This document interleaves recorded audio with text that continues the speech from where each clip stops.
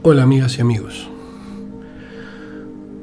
este es otro episodio de fucking misterios. Vivimos en un mundo de falsedad, fake news, por todos lados.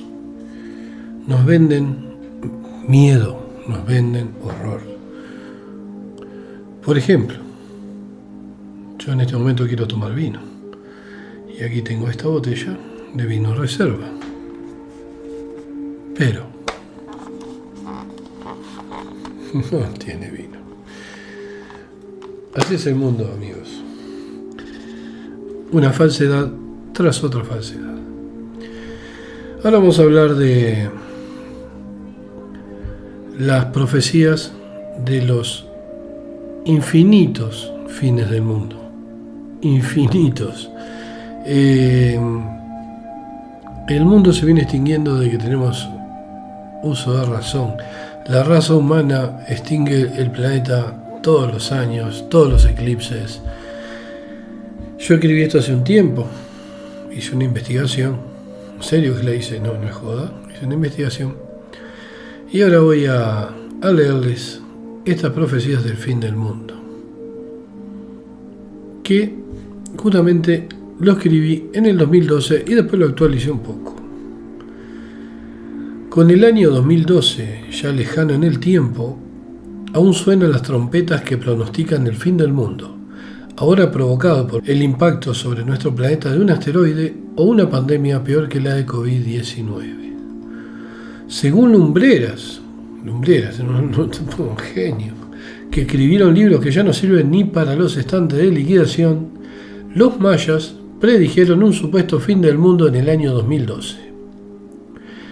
El resultado nulo, digo hace 10 años, ¿no? ¿Qué pasó esto? El resultado nulo de su profecía revela por qué los profetas de esa extinta civilización no pronosticaron eso mismo, su extinción. Pero apartándonos un poco de la ironía, este mito fue creado por el escritor Frank Waters en la década de los 70, donde mezclaba diferentes creencias haciendo una ensalada de fruta profética. Al parecer los mayas solamente escribieron sobre el final de un ciclo, y eso puede ser cualquier cosa. O sea, el final de un ciclo puede ser, ya no trabajo más en esta empresa, eso es el final de un ciclo en mi vida, mañana voy a buscar trabajo y después volver a la empresa esa a rogar porque nadie me dio laburo. Si nos remontamos al pasado, la humanidad parece ser bastante propensa a imaginar finales del mundo. Esa siempre fue una tendencia que nos habla del morbo por lo autodestructivo, de la necesidad de imaginar cambios radicales o del término absoluto de todo lo que odiamos, surgido obviamente de la inconformidad. O sea, a veces queremos un fin del mundo porque estamos hartos de este mundo, decimos que se termine todo una vez, y después pensamos en la gente que queremos, que amamos, que está alrededor nuestro y que nos acompañaría a esa extinción, y decimos no quiero un fin del mundo, a no ser que sea un tipo soltero, amargado, como uno que conozco. Bueno, los fines del mundo son de diferentes formas y surgen por necesidades heterogéneas, o sea, cada fin del mundo tiene una necesidad diferente, ¿no? Por ejemplo, está el fin del mundo clásico, provocado por algún trastornado que no tiene más motivaciones que expresar un sentimiento pesimista y que, inconforme con la realidad en la que vive, busca provocar un efecto bola de nieve, sea consciente o inconscientemente. Para eso, y esto es imprescindible, siempre un idiota tiene que estar rodeado de idiotas. Se rodea un montón de incautos que creen a pie juntillas sus delirios paranoides. Los idiotas son imprescindibles para cualquier tipo de acto estúpido. Eso no lo olviden. Si quieren cometer un acto estúpido, primero junten un ejército de idiotas. ¿Cómo? Hacer una adaptación del Señor de los Anillos con elfos negros, enanas negras, reinas del tipo nórdico negras, y un monstruo marino que aparece en 5 minutos. Bueno, porque ¿qué sería Nostradamus sin el ejército, por ejemplo, ¿no? ¿Qué sería Nostradamus sin el ejército de crédulos que siguen promocionando sus centurias? O sea, otra forma más peligrosa del fin del mundo es la presagiada por organizaciones políticas, empresariales o, como sucedía con las antiguas culturas, por las castas sacerdotales. Esos son los más bravos, los más peligrosos, los sacerdotes, las castas sacerdotales, las castas de los sacerdotes aztecas, mayas, de los cultos antiguos, paganos. O sea, eran complicados. Bueno, y también de la iglesia, ¿no? La casta sacerdotal quemó cientos de miles de personas por la brujería mágica. Por medio del terror se lograba el poder. ¿Y qué mejor forma de provocarlo que anunciarle a los ilusos y supersticiosos un fin del mundo irreversible, desencadenado por elementos sobrenaturales como dioses, demonios o la llegada de un anticristo con el rostro lleno de botox y campera con lentejuelas? En este caso, las iglesias o templos de diferentes religiones serían los refugios espirituales contra estos cataclismos, obviamente, aunque no contra el botox y la campera con lentejuelas.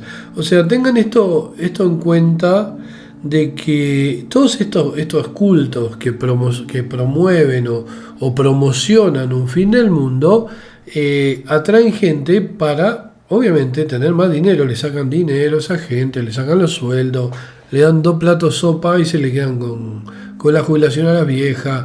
O sea, hacen todo tipo de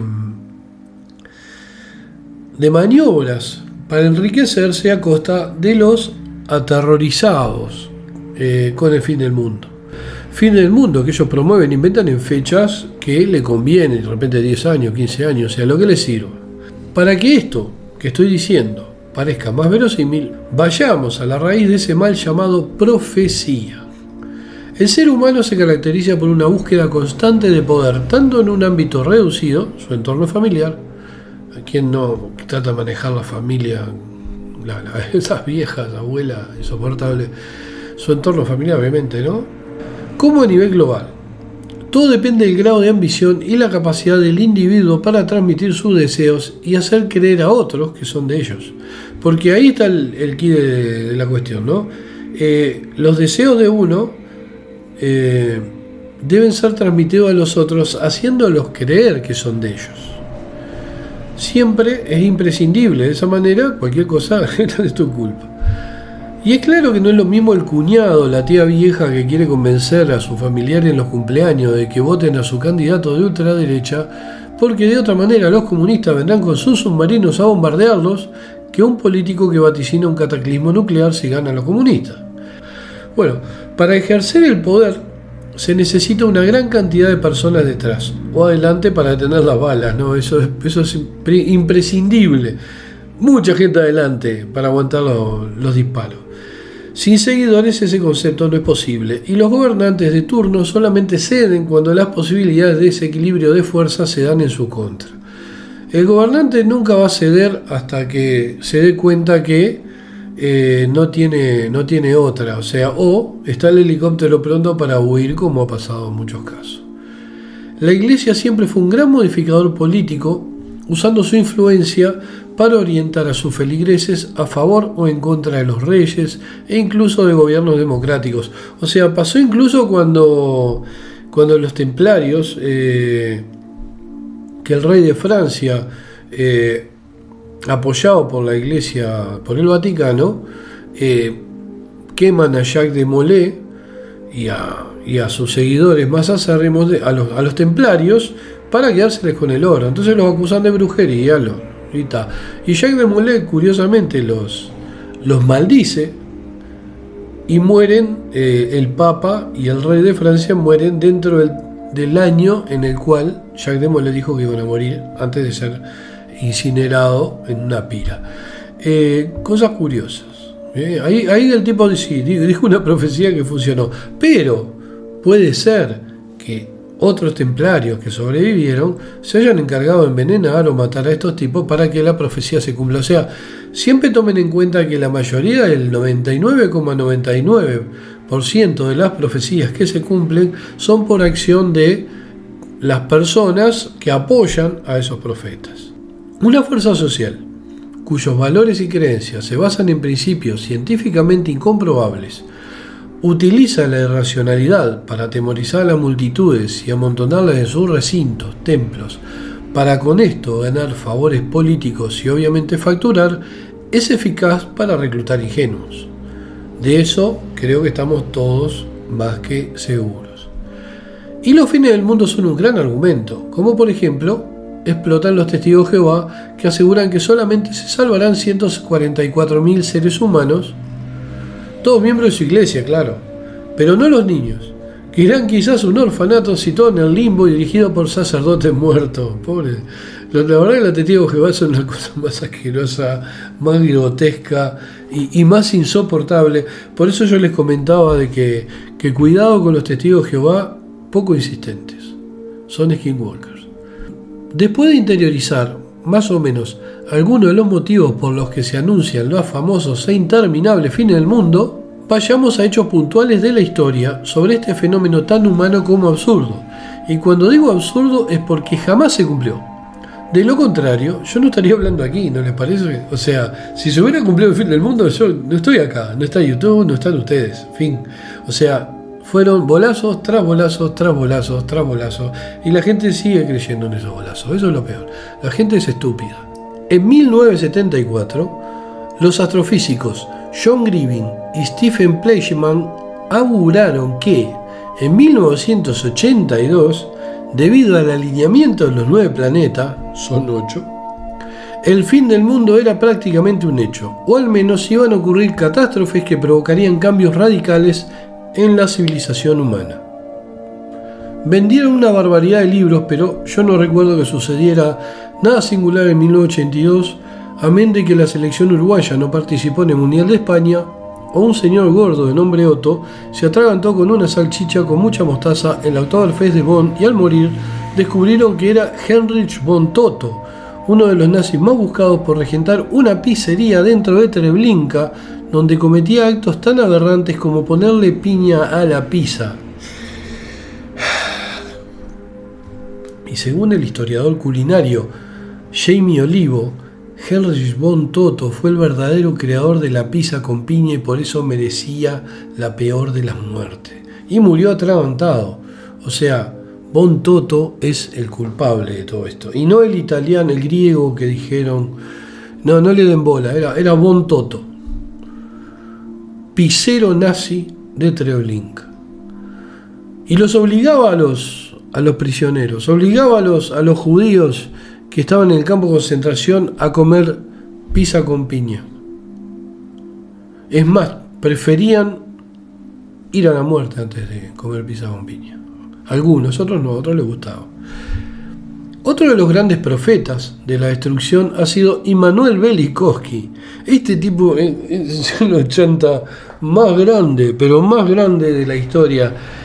Yo cuando me gustaba el tema de los misterios, que estaban Peter Colosimo, von Däniken, que ya son todos unos chantas, ya consideraba, a los otros los consideraba serios, y era chico, yo tenía 16, 14, 15, 16, y a Velikovsky ya lo consideraba un chanta. Para mí, von Däniken, Colosimo, Bergier, y toda esa gente eran serios, pero Velikovsky era un chanta. Así que imagínense que era un chanta dentro de los chantas. Él afirmaba, Velikovsky, ¿no?, que en el pasado un cometa causó casi todos los fenómenos singulares que se comentaban en la Biblia. Terremoto, la separación de Mar Rojo, oscuridad, plagas de piojo, mosca, langosta, garrapata, Pepe Grillo, la muerte de los primogénitos egipcios y el fallecimiento de Han Solo en The Force Awakens. Velikovsky lo dijo, va a morir Han Solo en Force Awakens. Fue lo único en lo que le invocó. No le invocó, no lo dijo. No, bueno, sí lo dijo, no lo dijo, sí lo dijo. Voy a tomar mi... Velikovsky, hijo de rusos ricos, anduvo recorriendo parte de Europa y Palestina buscando respuestas a preguntas que nadie se hacía. Entre otras cosas importantes, esto hay que tomarlo en cuenta también, de Velikovsky, tampoco hay que vilipendiarlo así como lo estoy vilipendiando yo. Velikovsky estudió psicología en Viena con un profesor que un día chocó su carrito con el de Freud en un supermercado mientras compraba pepinos y más tarde caminó por la misma vereda que Einstein con una diferencia de 5 minutos, hecho que fundamentó sus teorías sobre la física y su relación intrínseca con la confección de pantalones a rayas. Esto es espero que lo hayan entendido, porque la complejidad de esta abstracción dimensional de la realidad, de esta variación de la realidad, es importante para entender un artículo que la verdad que no vale la pena entender. Bueno, este autor multidisciplinario, Velikovsky, aseguró hechos astronómicos con sus magros conocimientos históricos, donde mezclaba escritos de culturas de diferentes periodos con una época donde la ausencia de cataclismos o fenómenos astronómicos no condecían con su teoría de que un cuerpo celeste llegó a la Tierra y les hizo la vida bastante molesta a los pobres egipcios. O sea, Velikovsky decía, por ejemplo, así, en el 2012, vamos a tratar de ayornarlo, ¿no? En el 2012 se construyeron las pirámides egipcias mientras Rusia enviaba un satélite, o sea, tipo un animal, mezclaba todas las cosas, no tenía nada que ver lo que decía. Era un patán y daba conferencias, recorrió, es como los tipos acá de los Andes que se comieron gente y dan conferencias sobre su resiliencia y cómo sobrevivieron latrándose a los amigos y los parientes que estaban muertos en el avión. O sea, es más o menos así. Velikovsky iba y daba conferencias sobre bolazos que inventaba y tenía un montón de idiotas que le creían. Y eso siempre, idiotas siempre va a haber en el mundo, y el que quiere hacer dinero tiene que inventar algo idiota para que los idiotas lo crean y lo sigan. Es importante. La verdad en este mundo es un objeto en desuso. La verdad, la ciencia, el arte son vintage. Volviendo a los famosos mayas, según entendidos y expertos en crucigramas, eso es importante, los expertos en crucigramas saben todo, son los sabios más grandes de la historia de la humanidad. Estos predijeron que en el 2012, no los expertos en crucigramas, sino los mayas, se terminaría, escuchen, su calendario. La realidad es que el calendario maya es cíclico porque se repite cada 52 de sus años. Supuestamente su era comenzó el 13 de agosto de 3114 a.C., o sea que antes de eso no existía la Tierra, no había ninguna civilización, no existía nada, no estaba Mohenjo-Daro, no había un sorete. Y bueno, obviamente menos los atlantes. Y se terminó el 21 de diciembre de 2012. O sea que los mayas desaparecieron del mundo, se extinguieron. Nosotros no, pero ellos sí. Su almanaque, su calendario, se terminó el 21 de diciembre de 2012. O sea, si ustedes dicen, ¿hay maya? No queda más maya. El tema es que yo el otro día me puse una malla y todavía existen esas mallas. Debido a eso, nuestro tiempo para un montón de desafios debería terminarse, aunque todas las profecías mayas jamás se dieron cuenta que vendrían los conquistadores europeos, asesinarían a sus descendientes, quemarían sus códices y se robarían su oro. Y si seguimos a los alarmistas del fin del mundo sobre el año 2012, para los mayas, antes del 3114 no existía nada, que es lo que les decía recién, no había mundo, ni siquiera humanidad, cuando todos sabemos que el hombre, como lo conocemos, tiene alrededor de 200.000 años, y la humanidad, si tomamos en cuenta los australopitecos, algún milloncito de años más. Lo que puede suceder, si seguimos tomando en cuenta el calendario maya, es que lo que se terminen sean los propios vestigios de su civilización y en el 2012 se derrumben sus pirámides e Indiana Jones escape con la calavera de un ser interdimensional entre saltos y acrobacias en CGI porque hasta su doble ya está artrítico. Bueno, o se derrumbaran. Esto fue este estudio que hice fue actualizado. Pero a veces me escapa algo de la actualización. Vamos a hilar más fino sobre el tema de los mayas, porque es importante, porque básicamente este artículo fue escrito por la profecía del 2012. Yo lo escribí antes del 21 de diciembre de 2012, y conocí gente que estaba asustada porque se terminaba el mundo, y obviamente yo sabía que el mundo ya se había terminado tantas veces que era imposible que se siguiera terminando. Principalmente por las profecías. Ya después por una guerra nuclear y eso, o una pandemia peor que esta que tuvimos, no lo sé.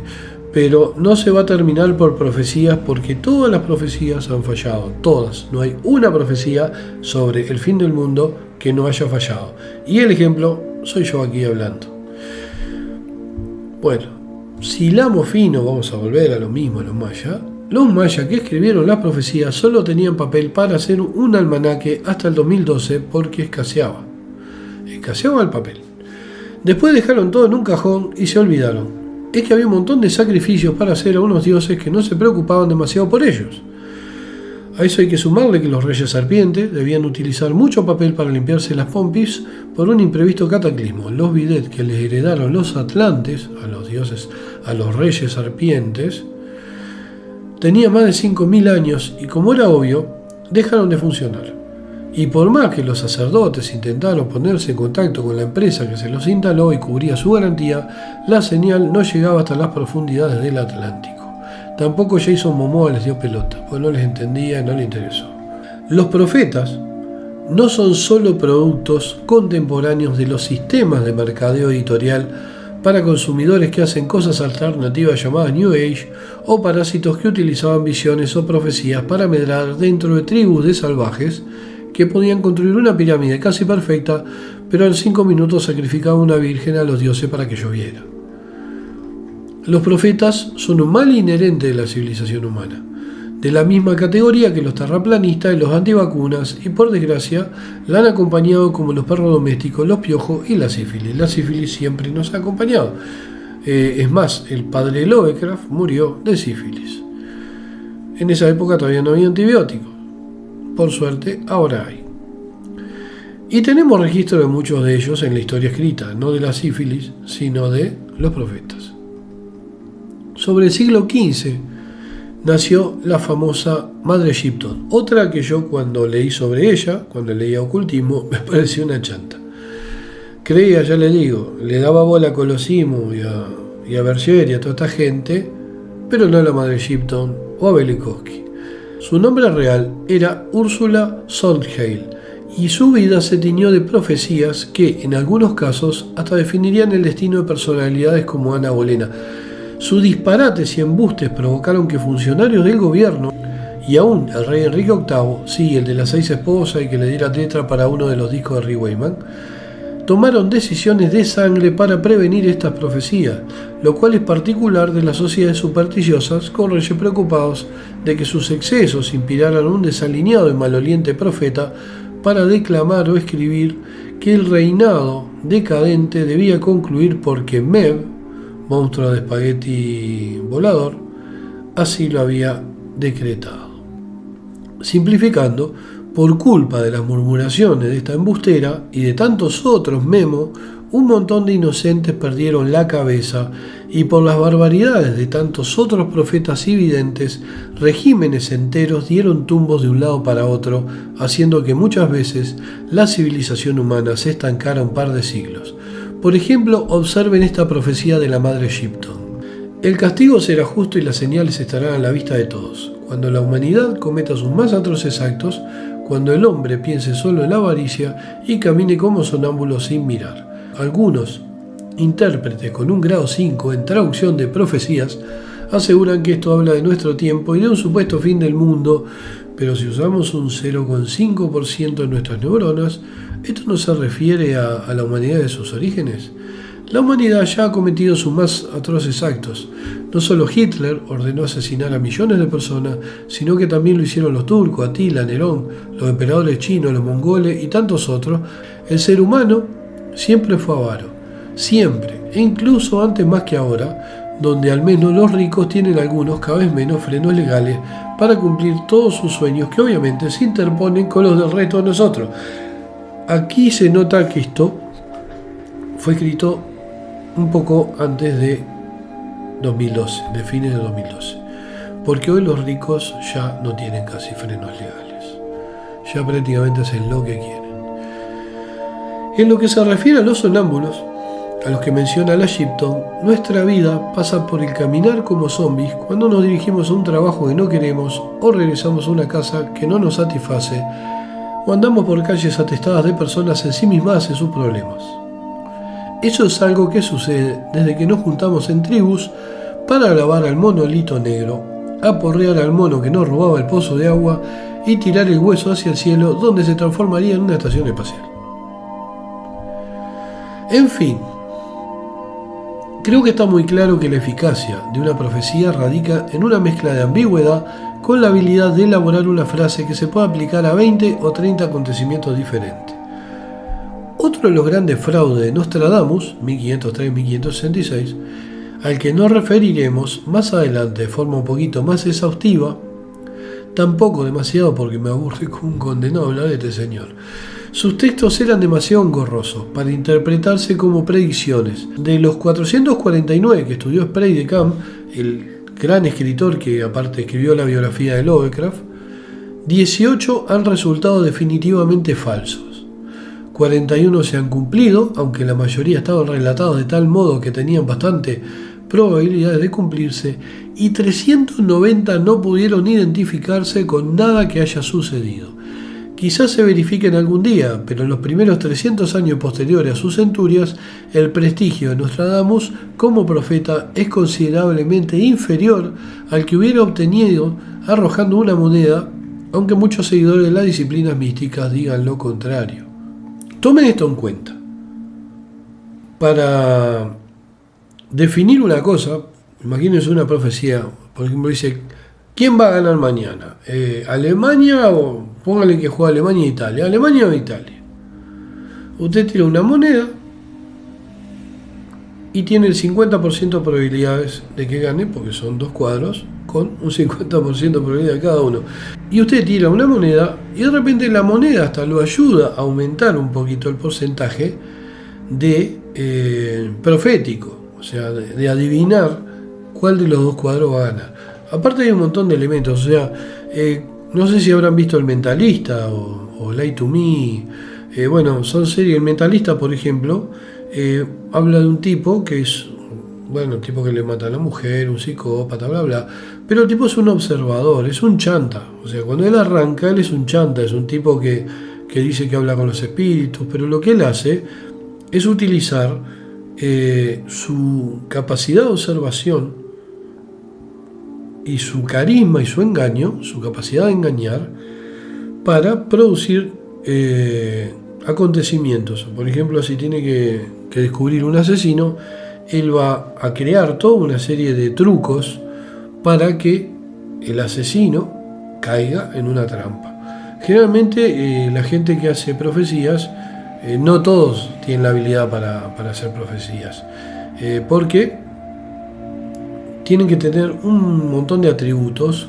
como por ejemplo capacidad de observación, un conocimiento de la historia, de la psicología humana. O sea, hay profetas que son hábiles y hay pelotudos. O sea, el profeta hábil es un vivo y el otro es un pelotudo. O sea, es 2 más 2. Bueno, por ejemplo, tomando en cuenta la poca verosimilitud del trabajo de los seguidores fanáticos de Nostradamus, ellos afirman que él predijo la Revolución Francesa, aunque misteriosamente utilizaron la misma profecía para augurar la Segunda Guerra Mundial y la creación del té de maracuyá que hoy toman oficinistas que usan camisas color salmón y zapatos de punta sin medias, principalmente acá en Uruguay, y usan una especie de barbita que es como una cosa sucia de coafer. O sea, ellos van y dicen, cortame de una forma que parezca una barba sucia en un coafer caro, generalmente gay, que tenga el pelo rojo y naranja, azul y verde. Siempre es posible encontrar interpretaciones para cualquier cosa turbia que se escriba. Por ejemplo, yo puedo escribir una profecía en este momento y sin esforzarme demasiado. La próxima Cenicienta será negra. La Bella Durmiente será negra y lesbiana. Y la despertará el beso de otra princesa china.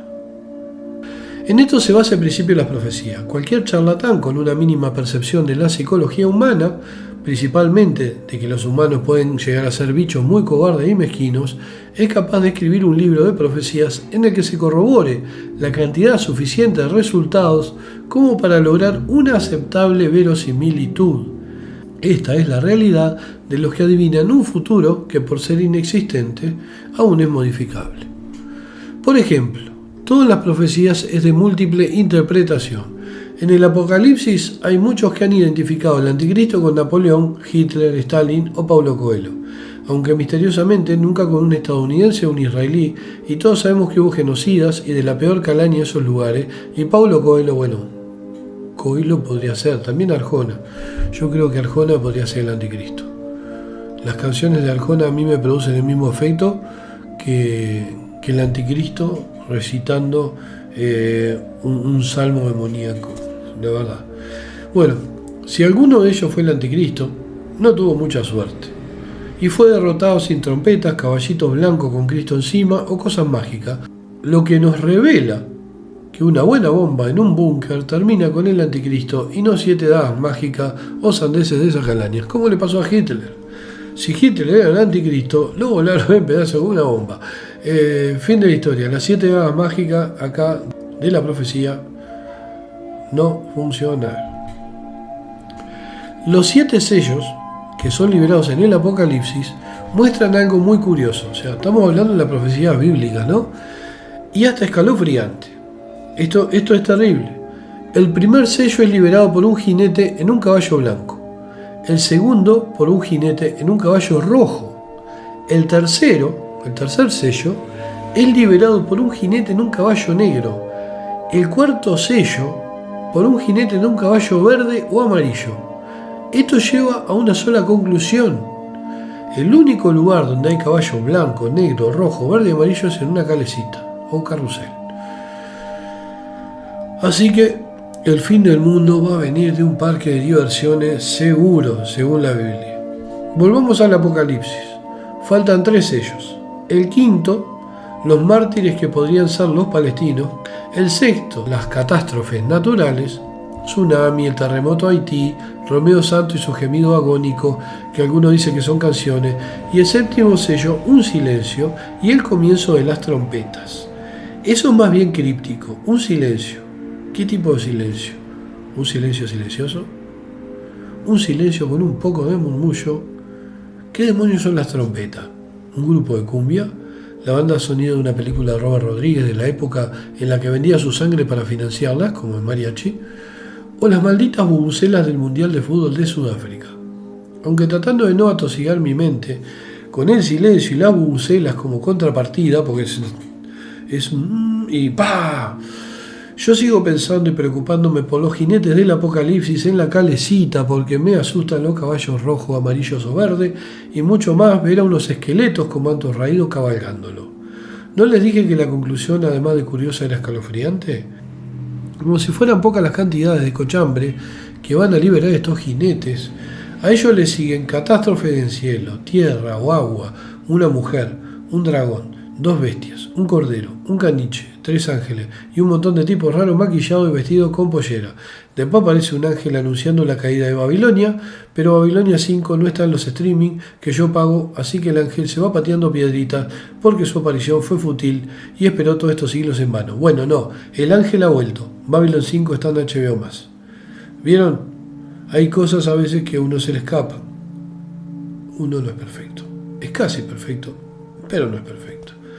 Y el Apocalipsis sigue cada vez más delirante, con caballo blanco, un tipo que se llama Gog, y gobierna un país inexistente llamado Magog, y que nunca existirá porque nadie le pondría un nombre tan estúpido a un país. ¿Quién le va a poner? Hola, yo soy de Magog. ¿Es un demagogo? No, demagog, del país, un demagogo. Y el tipo se va. Bueno, volvemos. una bestia que es derrotada, un enano bailarín y un reino de 1000 años. 1000 años. Solo conozco a una persona que puede vivir 1000 años y esta es la reina Isabel II. ¿Vieron? Acá erré de vuelta. Se murió hace poquito. Mirta Legrand, posiblemente los argentinos la conocen, pueda vivir 1000 años. Es más, le ganó a 1-0 final, cayó a la reina Isabel II. Y después está el hijo de la reina Isabel. Bueno, claro que Hitler, volviendo a... Me salgo, pero vuelvo. Siempre hay un riel, me gusta bajarme del tren, correr al costado y tirarme un vagón. Claro que Hitler quiso crear un reino de 1000 años, pero no le fue muy bien. La consecuencia de ese gran sueño fue cianuro y un posterior disparo en la sien. Todo esto es parte de las miles de profecías y vaticinios que los elegidos, sacerdotes y demás han hecho sobre un futuro más bien errático, donde solo sabemos que, si los malditos empresarios ricos siguen contaminando todo para ahorrarse unos pesos para ir al Caribe a pasear con sus secretarios de 20 años, en unos años deberán introducirse los billetes de arroyito porque no va a existir un lugar seguro para veranear. Quizás los balnearios del futuro estén en la Antártida y estos energúmenos ya estén planificando construir sus mansiones en esos lugares hoy remotos con los pingüinos como vecinos. Los profetas son estafadores que se aprovechan de la credulidad de la gente para enriquecerse. Y en muchos casos, para conducir grupos de personas de mentalidad débil, haciéndolos víctimas de su megalomanía. Tanto los davidianos como otros grupetes religiosos que respondían a profecías bíblicas no anticiparon acontecimientos más que obvios. Acumular armas y abusar de sus propios niños provocarían el advenimiento de la policía. Cada vez que leo profecía, recuerdo las películas de Hollywood de cine catástrofe, donde siempre hay un barbudo con un cartel que dice "The end is near". El final está cerca solamente si dejamos que los que dirigen el mundo sigan haciendo barbaridades, porque es ridículo pensar que todo esté escrito desde antemano. La propia Biblia, al darle a Dios el libre albedrío al ser humano, no puede contradecirse tan garrafalmente, dándole un fin arbitrario a su existencia. Libre albedrío es eso, libertad de elección, y todas las profecías cristianas nos hablan de un fin del mundo que implicaría que Dios tiene planificado romper su palabra, con lo cual no sería un Dios sino un político. Lo mismo sucede con el resto de las religiones, o con los profetas no religiosos que utilizan una pseudociencia para anunciar sus profecías y vender sus libros aburridos y llenos de tontería. Libros que pierden verosimilitud cuando el año del cataclismo, que ponen en grandes números sobre la portada, no sucede absolutamente nada. Y a pesar de ello y sus vaticinios, los humanos seguimos en el mundo luchando y tratando de sobrevivir a cosas mucho más mundanas que Dios anticristo, del alineamiento de los 8 planetas, guerras nucleares, zombies, asteroides que pasan a millones de kilómetros de la Tierra y la Luna que se cae sobre nosotros una y otra vez. Ya con las pandemias, el reggaetón, el imperialismo estadounidense, Hollywood, Israel, la OTAN, el Estado Islámico, los engendros de Ayn Rand, los cretinos que están deseosos de amontonarse y toser uno sobre otro, y el lenguaje inclusivo, nos alcanza para vivir un miedo cotidiano. A eso agreguemos lo de lo woke, que en esa época no existía la palabra, o sea, no se usaba la palabra woke, y la inclusión forzada, el inclusivismo forzado, que ahora... En esa época ya había, pero ahora campea, ahora ya es un bombardeo. Para terminar, para concluir, es por eso, por lo que en nuestra civilización de temores incesantes, los profetas son redundantes. Ya hay un montón de cosas que nos están diciendo que nos estamos yendo al pozo. Hay un experimento con ratones, que algún día vamos a hablar de él, donde pusieron un montón de ratones en un lugar bastante amplio, no muchos ratones, eran un grupo, machos y hembra, con abundante comida y agua, y hubo toda una serie de acontecimientos bastante preocupantes porque se parece mucho a lo que le está pasando a nuestra civilización. Ya lo hablaremos en otro video de fucking misterios. Y con este video voy a probar si Fucking Misterios fue lo que hizo que el video anterior de Fucking Misterios fuera catalogado para 18 años por YouTube, a pesar de no tener ninguna cosa para 18 años. O sea, no era un video porno, era el misterio de MJ, que no lo voy a nombrar acá porque quizás fuera eso, fuera ese nombre. Y si no, bueno, ya veremos con este programa. Y si vemos que lo catalogan también para 18 años, le cambiaremos el nombre a F asterisco asterisco asterisco misterios o algo parecido. Dazo y